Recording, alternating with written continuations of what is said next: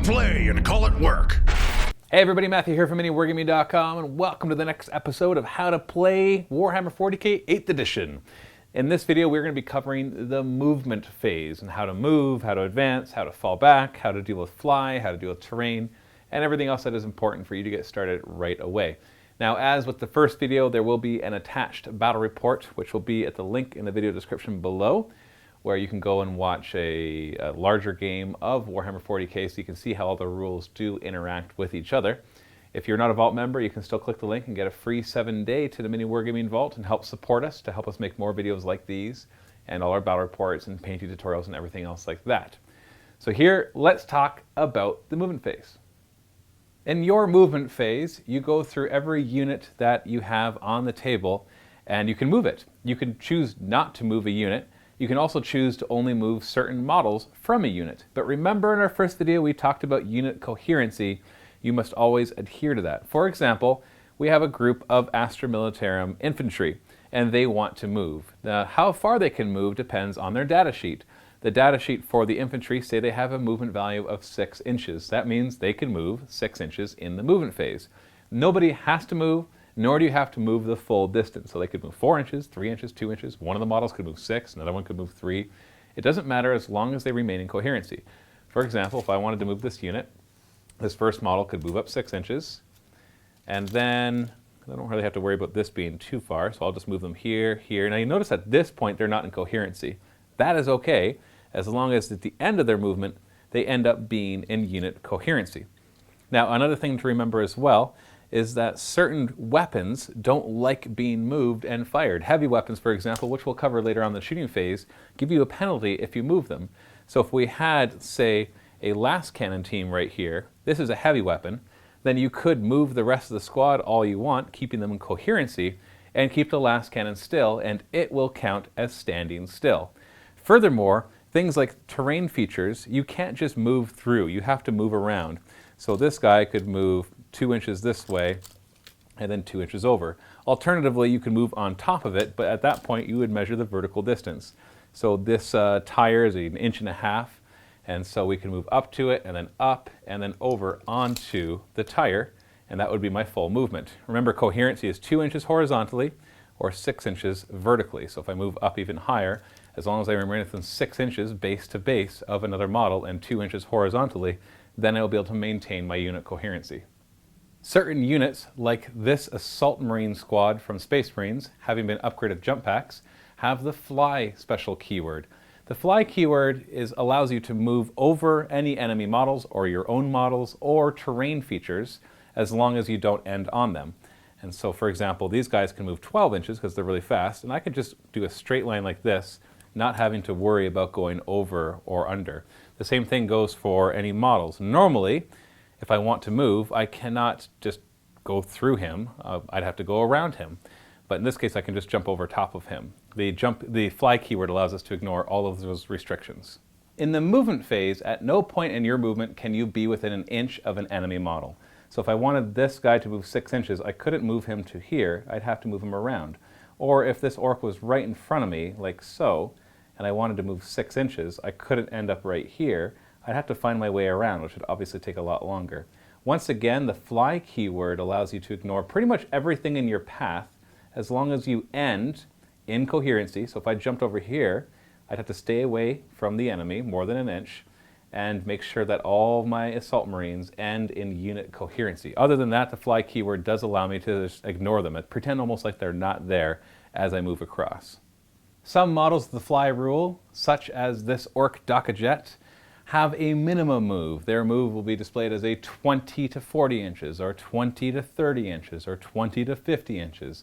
You must move the minimum distance required. If you cannot, for whatever reason, such as going off the table or there's just things in the way, then that model is destroyed. This Orc Jet, for example, has a 20-inch minimum move, and so if we measure from the front of his base, then that would bring him to right here, which he cannot do because he'd be within 1 inch. Now thankfully he can move further than 20 inches, so we'll just move him up to here. If for whatever reason he couldn't have moved those 20 inches in any direction or following the rules for his own movement, then it would be automatically destroyed.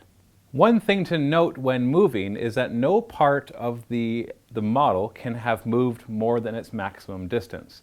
So one error that I often see people doing when they first start to measure is they will put the measuring tape down like this, so it'll be on the front of the model, and then I'm going to say I'm going to move 6 inches, and then he ends up right here at the 6-inch line.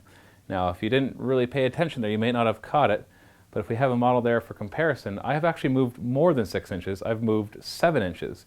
Because the front of the model was measured out front, and now I'm measuring at the front over here to 7 inches. So if you measure from the front of the model, then make sure the front of the model goes 6 inches.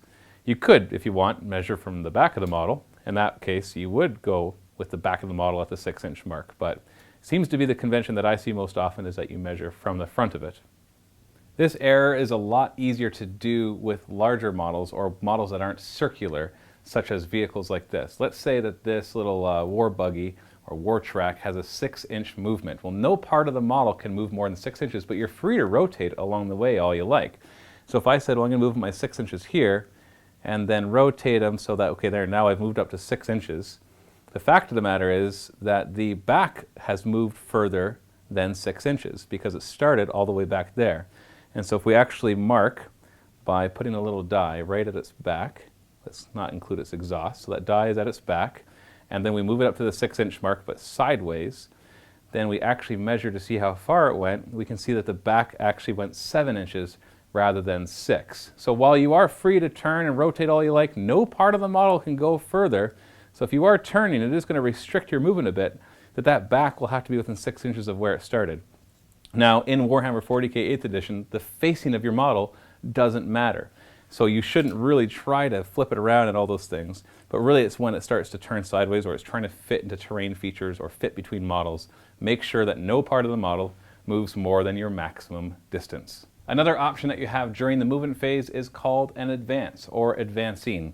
You declare that you are advancing. It's basically a run, and you roll a die, and the entire unit, this is a 6, adds that to their movement value. So now this infantry squad has a movement value of 12 inches, which allows them obviously to traverse the battlefield much quicker than they would have before.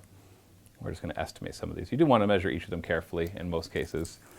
Now they've moved up 12 inches. Now what are the disadvantages of advancing? Well, if you've advanced, then you cannot shoot, with the exception of assault weapons. You also cannot charge unless you have special rules that oversee that. But the main rule is you advance, you give up your shooting, and you give up your charging. But sometimes you don't have any good shooting targets, and you just need to get somewhere fast, and advancing is the way to do that.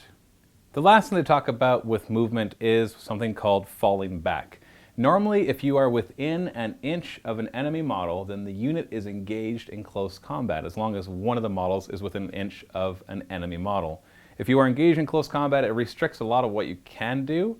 You're not normally allowed to move, you're not normally allowed to shoot, and other things as well. But you are allowed to fall back. A fallback is simply a regular move. You cannot advance when you do it, so you can never add a die roll to how far you can move. But all you have to do is move your guys, and they must all end more than an inch away from an enemy model. So for these guys, they don't want to stay in this fight with these orcs anymore, so they're all just going to fall back. We're not even going to go our full 6 inches. We're just going to disengage. You would want to do this if you have more models behind who are ready to fire. So maybe this was from a different squad. These guys fall back. Normally you won't be able to fire into a squad or an enemy unit that is engaged with your own models. And so by falling back, it allows you to fire at them. But the falling back unit is restricted now. It cannot shoot and it cannot charge. So it gives up pretty much its entire turn in order to fall back from the enemy. But maybe that'll keep them alive and allow you to shoot at them anyway, so it's a good tactic. That's all we have for the movement phase. There are other things that can affect it, such as your terrain features. There's different terrain data slates that tell you how things can move up and down certain terrain or what's restricted from it. But those would fall more under the advanced rules. When you're first starting your games, you can play with very little terrain on the board and still really enjoy the game. Terrain definitely does add a lot to the game. As you'll see a lot of our battle reports, we feature lots of terrain because we think it looks thematic, and it gives more tactical options as well, blocking line of sight so you can't be shot at, or gaining extra cover bonuses, as we'll be talking about in the shooting phase. But for now, the basics are what are most important for you to learn, so you can see how to move, when to fall back, when to advance, how to move over guys with the fly keyword, and minimum movements, things like that. So there's a battle report and a link below to go and watch right now to further your education on how to play Warhammer 8th edition 40k. And of course, we'd love if you could share the series with any of your friends who want to learn how to play. Just tell them to go to miniwargaming.com/how-to-play-40k, or you can just refer them to this video, but obviously the first video in the series would be the best place to start. So go ahead, watch the battle report. Thanks for watching. Happy wargaming.